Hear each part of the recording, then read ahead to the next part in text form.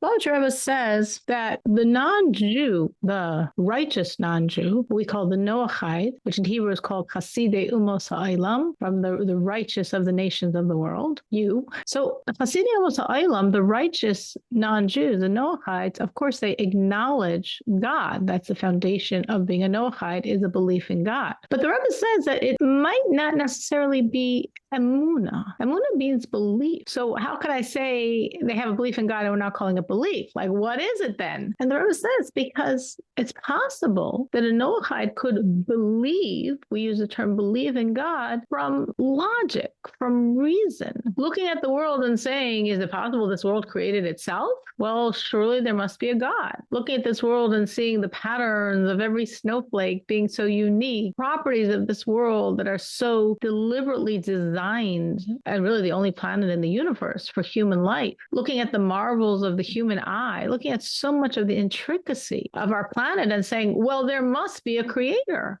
Because how else could this all have randomly happen? Like that makes less sense. It makes less sense to believe that somehow all of this just converged, the precise proximity and distance from the sun. No closer, we'd burn up. No further, we'd freeze. Like the exact place, and the amount of water, and so many parts of this world's nature are needed for life to exist.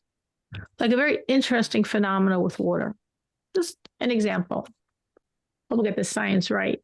But normally, freezing would happen when something is the furthest from the sun, right? So it should freeze. And gradually, as we get closer and closer to the rays or warmth of the sun, thaw. That's, just how the world works. Except water doesn't work that way. Because if water worked that way, just think, you have whatever, a lake, an ocean, and it's really cold and it freezes. Well, what should happen as it warms up is the top layer should gradually melt back into water. And then gradually, layer upon layer, but there's a certain part of that ocean that seemingly is so far from the sun, so far from that warmth, it would stay frozen. And then gradually over time, more and more layers of ice would form on the bottom of the oceans until our world wouldn't be a world of water, it'd be a world of ice. So what did God do? He gave a special quality to water that, unlike everything else, if you ever thought about it, when a lake freezes or part of an ocean freezes, what freezes? Top, right? Skating on thin ice. What does that mean? That the top froze, but it's still thin. And therefore, if you skate or walk, it could crack and you're going to fall into the water below. Well, why is below water? That doesn't make any sense. The top, which is the closest to the sun, is frozen, and underneath, further from the sun, is still water. But God did it that way, so the world should never turn into a world of ice. It'll always stay a world of water, because that's what we need for life. So just one example. There's so many examples of how so many things in this world just don't make sense, except there's a creator that wants this world to have life. The pressures of gravity and how we respond to it, like all these things, don't really make sense, except this is how this world works, because God wants there to be life. So a person who's looking with honest, open eyes looks at the world and comes to a recognition of a creator. And that's not belief. That's just seeing the world. It's like my father was a scientist. And a scientist, the more they study science, the more they should come to a belief in a creator. They might call that creator God. They might call creator supreme being, creator, whatever they're going to call it. But random chance, that doesn't make much sense when you see the precision of how everything in this world really is working so that there should be life. So the Rebbe is saying it's possible to be a Noahide and not believe in God. you come to God through your mind, because an honest person who's understanding some of the patterns of nature realizes this can't be an accident. There's a famous story of some great sage who was once talking to the king. A king, I think it was like somewhere in Spain. At that time when Spain was a bunch of little provinces. I probably his name will come to me in a minute. He's Rabbi Yehuda Halevi, and I believe, and he said he was talking to the king about God. And the king was like not really sure about it, disbelieving there could be a God. Anyway, the king went away for a few minutes. He got called away for a few minutes, and this sage, there was a bottle of ink on the table where they were talking, and he quickly took the bottle of ink and painted this beautiful painting with this black ink that was there on the table. Okay, he's painting away. He makes this beautiful drawing. Obviously, he's a talented artist. The king comes back, and the king looks at the painting, and he's like, wow, Rabbi, I didn't know you were such a talented artist. It's so beautiful. Thank you. And the rabbi said, artist? I'm not an artist. There was a bottle of ink here, and some cat ran by and tipped over the bottle of ink, and it splashed on the table, and it splashed into this picture. Isn't that cool? And the king looked at him like, are you crazy? You're telling me a bottle of ink got knocked over by a cat and formed this beautiful picture? I mean, like, what are you saying? Obviously, you drew it. Like, what's the game here? Like, spilling a bottle of ink couldn't create something like this. And the rabbi said, if you cannot believe that a cat knocking into a bottle of ink could create a beautiful painting, like piece of canvas, piece of whatever that fits on your table, how could you look at this fantastic world of ours and think it randomly came to be? And the king accepted that point. Like, you're right. You're right. The painting, I know you had to make, and the world, I think, was an accident. So that belief in God is not belief, the Rebbe says. I mean, it's belief because it's believing in God, but it's not belief because it's really a product of your mind. When you're thinking about your own relationship with God, do you feel that you have a relationship with God because your mind compels you to recognize God, because that's the most logical thing if you're honest and looking at the world? Or do you think it's coming from a different place? It definitely comes from a different place because I have had an interaction of knowing him as opposed to it being an abstract concept. And that makes the difference because by knowing him, then you want to serve him, you want to do your best for him because there is such love coming from him. I hear that. Anyone else want to comment on this? If you're I looking at think your for me, relationship it's with God, Sabra? I think for me, it's a combination of mind and heart. I use both, and it's hard to explain, but it's comforting. You'd say your mind is telling you, yes, look at the world, there has to be a God. And your heart, like Carol is saying, is resonating with a feeling that's not per se created by reason. It's just your relationship. Exactly. Natalie, nice we have you on. It's been a few weeks, I think. Right, so long I forgot which buttons to push. All right, it's been busy here. No, it's very similar. The way you said it, it's like having experienced answers to prayers, times when circumstances and events didn't make any sense, but then that feeling in hindsight going, that was an answer to prayer here. It just wasn't the answer that I thought. This cure was put before the disease, so to speak. So it's like that experience, but it was the logic of struggling with Christianity and then getting exposed to it's like, well, Judaism has all these questions to all these answers that I've had for my whole life since I was a little kid. That's where like the logic in the head comes in, and it was such a relief.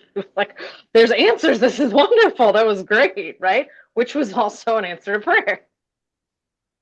That's beautiful. So what you're saying is you really felt both. Which came first? Definitely the answer to prayer, even back in high school. So you would describe that like Carol or Sabra said, like the heart's involvement? Mm-hmm.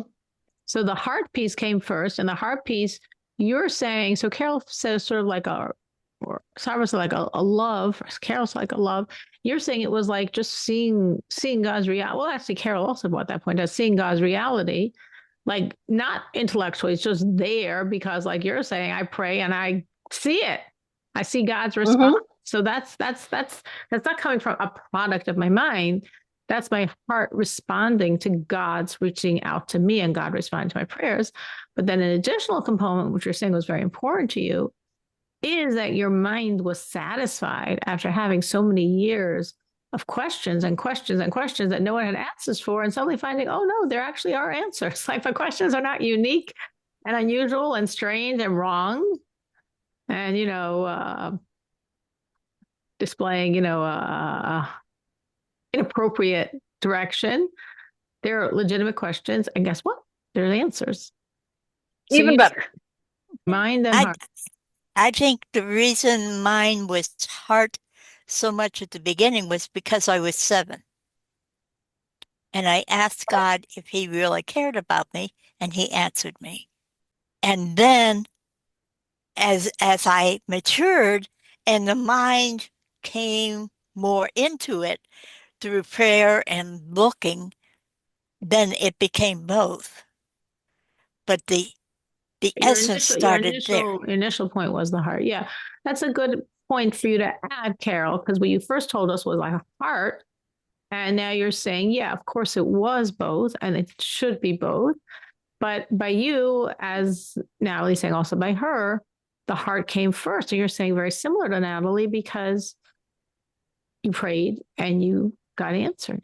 Anyone else can comment on this? Their sense of why do they believe? Is it coming from their mind? Is it that it's rational? Did the mind come first? Does it come from somewhere else? Did that come first? I'd say for me, it's definitely both as well. There's been instances all throughout life, but sometimes in my day-to-day, to just kind of keep my mind stayed on Hashem, I will use my mind to find him in the day to keep things moving forward. You're saying also you see it's a combination, and that when you're getting distracted, you use your mind to celebrate his presence, and that keeps you centered and focused. Well, it is easy. It's easier for a Noahide than for a Jew to have that challenge of losing focus. Of course, a Jew could also have that challenge. But for a Jew, there's so many commandments that regulate every aspect of your existence all day long and all night long and every single level. So it's harder to forget about him. If you're trying to serve, you're constantly serving, and that's constantly a part of your life. But for a Noahide, yes, it's possible that you're having your life in place, set up as one who believes, and then it could take up as much of your life as you're going to give it, but it doesn't have to take up all day, every day. It doesn't have to. And then if it doesn't, which is perfectly legitimate, suddenly it could take up less and less and less and less, and to get buried further and further in a corner where, of course, it's true. Of course, you're keeping the 7 laws, but in your day-to-day life, it less and less impinges. And that's very true. And then it really does help, like Erin's saying, to use your mind to rein in your awareness that God gets back to being in a central place in your life instead of being, regulated to some corner where he is. But you want him to take up a lot more space. Anyone else? I think that's where prayer comes in, of constantly throughout the day having a time of prayer. Even when I was working, it was morning, then during my lunch, and then in the evening. And I think that contributes to keeping you centered. Absolutely. Regular prayer, regular Psalms, regular Torah study. These are all things where it's discretionary for a Noahide.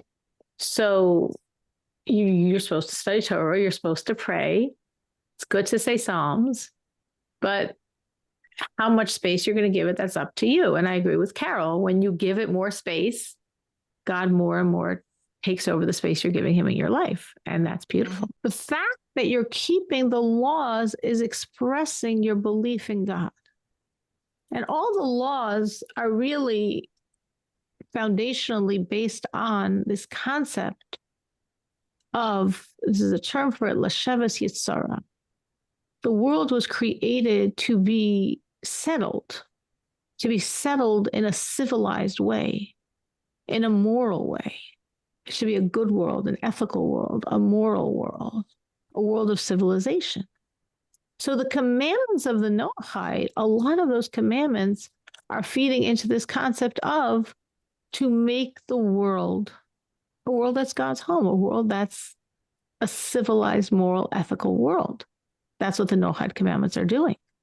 So when the Noahide is fulfilling these commandments, even if they're not consciously thinking of it at the moment as they're doing it, but all these commandments are coming from a premise of a belief in God and therefore fulfilling these laws. Because if one, so to speak, fulfilled the laws and never stole or murdered or committed adultery, but not coming from a premise of a belief in God, maybe coming from a premise of, oh, that's wrong, or coming from a premise of, oh, I don't want to get in trouble, or coming from a premise of, I would never want to do that anyway, then they're not fulfilling the commandment. Even though they never steal, they never commit adultery, they never murder.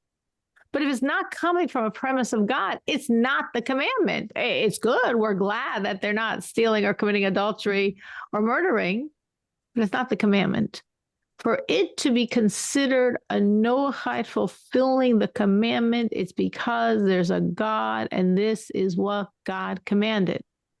So a person could live a, as we could call it, virtuous life, an entire lifetime of virtue.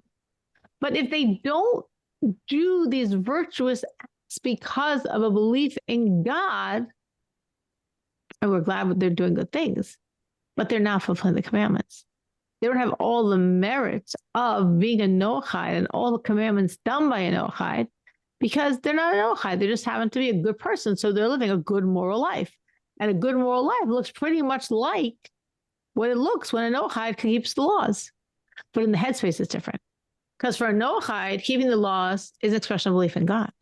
And for a good moral, ethical person who was well brought up, keeping these basic morals and values are because I'm a good person, and that's how a good person, an ethical person, a moral person should behave. Nothing to do with God. Why would you bring God into the equation? I'm a good person.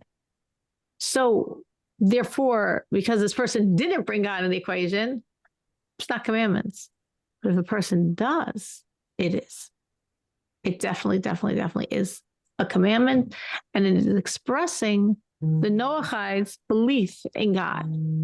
I think that was brought home to me when I was reading two different biographies of the same First Lady. And one of them was just about what she did and what she was like. The other one was about her spiritual side and how much she spent in time in helping other people and wanting to serve God. So I guess it depends on the bent of the biographer. Yes. What they share with us. Oh. Now, from all the laws for a Noahide, the most foundational law is the rejection of idolatry.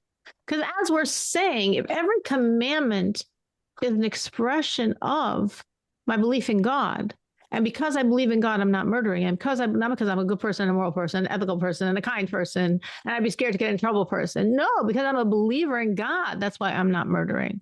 That's why I'm not committing adultery. That's why I'm not stealing. That's why I'm not cursing.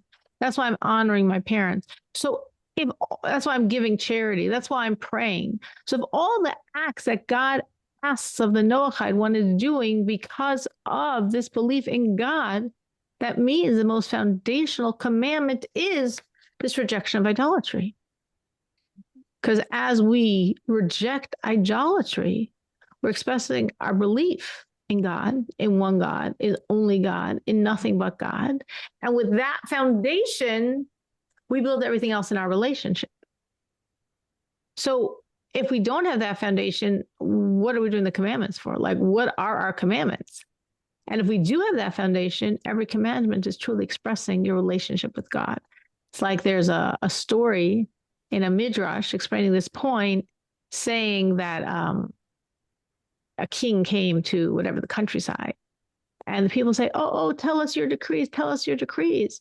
And he responds, first accept me as your king. Once you accept me as your king, like, everything then naturally evolves. But if you don't accept me as your king, what are you asking for my decrees for? Like, you're not accepting me as your king. You're not going to do what I say anyway. So what am I telling you for? So that's sort of the point we're bringing out here. When we have this relationship with God and we accept God as king, and we're aware it's his world, and we are happy to submit ourselves to God's authority and reality, then naturally, as we find out the laws, we do them. But if we're looking for the laws without a foundation of God, it becomes a bunch of laws. And it's not serving God anyway as a Noahide when you would do them. If you didn't have that flavor, that taste to make the commandments palatable to you, which really has a lot to do with this degree of, to what degree do I reject idolatry, which is, to what degree do I accept God's reality? Accepting God's reality, by definition, is rejecting idolatry. Rejecting idolatry opens up a space inside of you that is safe to serve God as God and nothing else. Nothing else.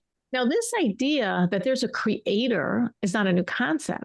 Abraham, he brought this to the world, right? He brought monotheism to the world. It was a pagan world. And Abraham brought to the world a consciousness that there's only God. God is the director of the world. So our belief in God really has two components. There's a component, he exists. I believe in God as a creator. And there's a second equally important component, which is he is directly guiding every aspect of this world. And the movement of a blade of grass, of a blowing leaf in the wind, all of those are coming directly from God's divine providence, from God's intimately affecting every single part of this world. So from a belief in God, you have to graduate, I guess that's an appropriate word to use in June, you have to ascend to understanding he's leading everything. Everything is a part of his direct divine providence. Nothing happens on its own, meaning one could say, I totally believe in God, but not go to the next step of, and everything is happening because of God's direct divine providence. And God is directing every aspect of this world.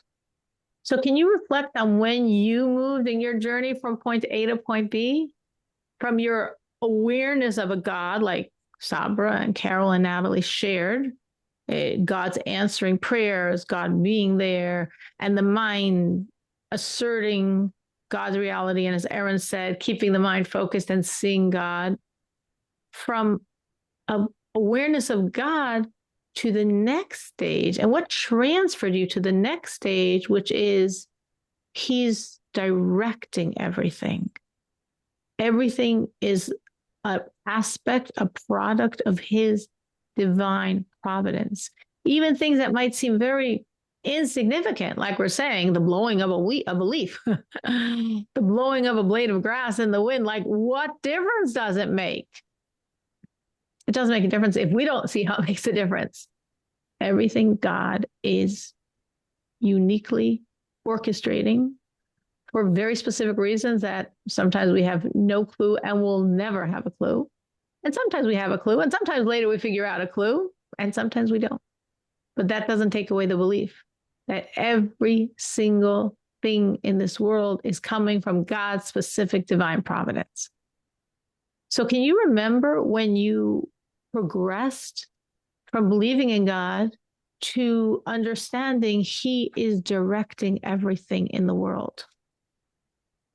For me, I was watching a nature show, and I always believed in natural selection and evolution, and I'm more of a scientific person.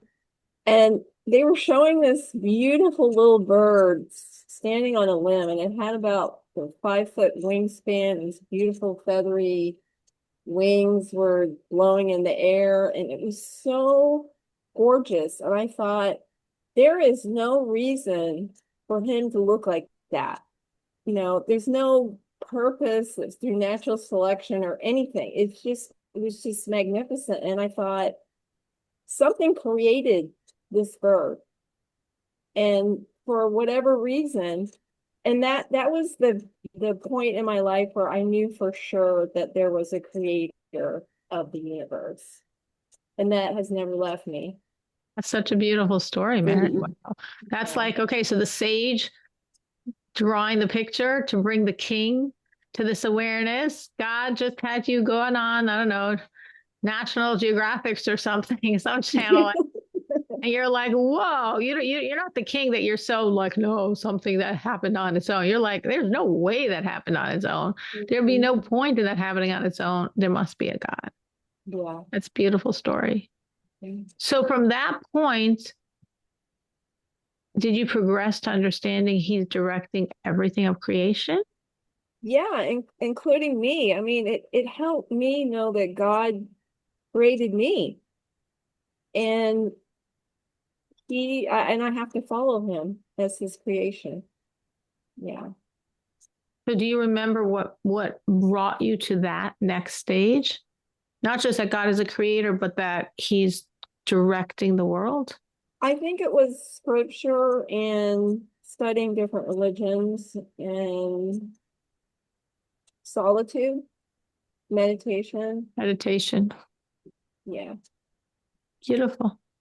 Mhm. Anyone else can reflect on how they moved from that acceptance of God? And I love Mary's story. It's a beautiful, beautiful story. Really expressing this point of, if you look in the world with open eyes, yeah, you're compelled to come to a God. Like I said, my father, the scientist, said that a scientist should have a belief in God because as you study the world, you understand this doesn't make any sense unless there's a God. So from that awareness of God to the next level, which is, and He is directing this world, which could come back to like what Carol and Natalie were saying of not just of seeing their prayers answered. As they saw their prayers answered, I'm sure they had an awareness that God is not only existent, but is intimately involved with the world. Like Carol said, she was a small girl, a young child, and she asked God, do you care about me? And He showed her that He did, which means He's also showing her that He's listening to the prayers of this young child, which she's praying from her heart. And He's honoring that and He's responding to that. So I think that point of like seeing God respond to your prayers is like a double header. It's truly showing you God is, and it's also showing you that He is directing the world. Anyone else had any different experiences that brought them from a belief in God to an awareness that He is directing the world? He's the director of every detail of creation.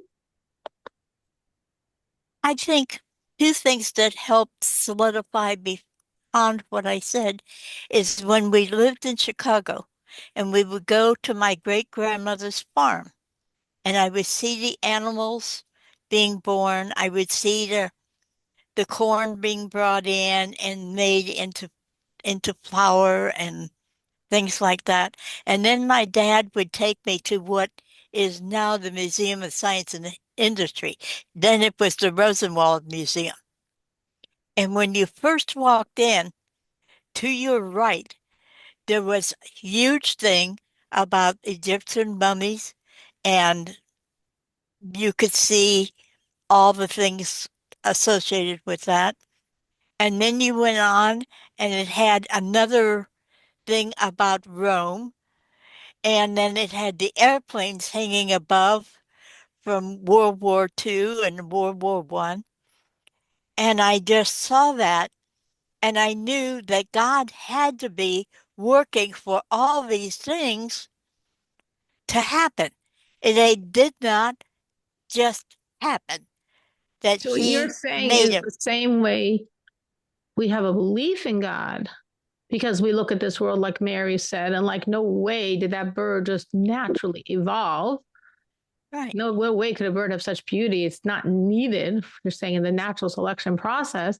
So it must be from God. And you're saying similarly, looking, as you're saying, in the farm, at the cycle of life there, from animals, from the plants, looking in the Museum of Science and Industry, which, yes, is an awesome museum, and just seeing the different items that are on display. And you're coming to that same conclusion, not just that God exists, that you already knew, but that he's directing everything because it couldn't be otherwise. Many people's journeys sort of went along in their own personalized way, these roads, because again, this is a progression, or it could be, like we're saying, it comes at once. You know, like I said, a double header of this brings me to a belief in God and an awareness that he is guiding everything in the world. But as a Noahide, our belief is both. Meaning for someone to say, oh, of course I believe in God, what, he's directing my actions? No, that's going a bit too far. He's directing the actions of man. He's needed for planes to be built for World War II. No, I mean, come on. So that's severely deficient in the relationship to God. If you only get to the first point of his existence and don't progress to the second point of his directing constantly every second all of creation. This is the point that I was bringing out here. Can I add to that, please? Sure, Dixie. So nice to have you on. So glad you're up to it. Thank you. Yeah, I always was aware, and because God was part of our family, it was a part of all we did. So what really cinched it though for one God was when the Ein Od Milvado, when Rabbi Elianova came out with Ein Od Milvado and listened to his speeches and stuff. After hearing him, it was so clear that there is only one God and he's everything. So that for me was just, it cinched it all. Sure, I believed there was one God and everything, but just hearing Ein Od Milvado was what really lit it up for me. So what brought you to listening to his speeches? Jack and I listened to him for years. Oh, so this was a rabbi you were listening to, and he at length expounded on the concept of Ein Od Milvado. Ein Od Milvado means there's nothing but God. Ein Od Milvado is an expression in Hebrew that expresses the unity of God. Unity of God, what that term unity of God means is that everything is God and there's nothing but God. So all of creation is God. It's all a manifestation of God's energy. There's nothing in this world that's not God energy. Well, and when he brought out that everything is energy, I mean, before that, we lived in the Christian world and it wasn't taught as energy. But once we realized, no, God is energy, everything is energy. So there's really nothing but him because he's energy. I mean, it just kind of all fit together for us. So what Dixie is talking about is a very deep, high level for a Noahide to attain, meaning there's belief in God. We want every human being to have belief in God. There's even more, not just belief in God, but belief that God is directing everything in the world. And now Dixie is going much higher, much deeper to this point of it's all God and there's nothing but God. And this, what do I have in this world here? This pen is God energy. If it wasn't God energy, it wouldn't be, because there's nothing in this world except God energy. Everything in this world is God energy. So all is God and he is all, and there's nothing but him. Now that might not be what every Noahide is going to achieve. So Dixie said she got to that point because there was a rabbi she listened to who discussed it, and she and her husband were listening and listened enough that they understood this very, very nuanced, high level concept in terms of relationship with God. But that's already like, whoa, the valedictorian. I would say on the baseline is a belief in God and a belief that God is directing everything in the world. And therefore, if one doesn't have that, if one doesn't believe in God or believes in God, but not that he's actually directing everything, this would be considered what we call in Hebrew kfira, which means a denial of God. See, of course I believe in God. I mean, I'm not crazy. I don't think I created myself. I don't think the world created itself. Of course I believe in God. But to believe that God's directing everything, I mean, I'm not crazy. And I mean, I'm making my own choices. Nobody's pulling my strings, and everyone I know is making their own choices. No one's pulling their strings. And to say that God is causing the movement of the wind to move a blade of grass, I mean, come on. I mean, he's God. He's got bigger things on his head than that. That is a denial of God. That is akin to idolatry. Obviously, it's not in its most gross or overt form. First, of course, I believe in God, and I don't believe in idols, and I don't believe in anything more than one God. But if you're believing in God, but you're not believing that God absolutely directs the entire world down to the tiniest movement of that blade of grass or ant or clog of earth, then it's lacking in your belief in God. And that's considered on a very subtle level, because the person's saying, I totally believe in God, so it's a subtle level, but it's considered a denial of God. And then now Dixie is taking this much higher to say, not only does God direct absolutely every detail of all of creation, but it's actually all him, because there's no other building matter but him. There's no other substance but God. There's no other reality but God. There's no other truth but God. So since God is all is God, because that's what there is. That's what our world is, a manifestation of God's energy. And that's what is hard for people to grasp, especially in Christianity, because they believe in other things besides God is totally one. Right. Well, they don't believe in the unity. No. And as such, everything else obviously is going to be warped. Yeah. Absolutely. I have to tell you real quick.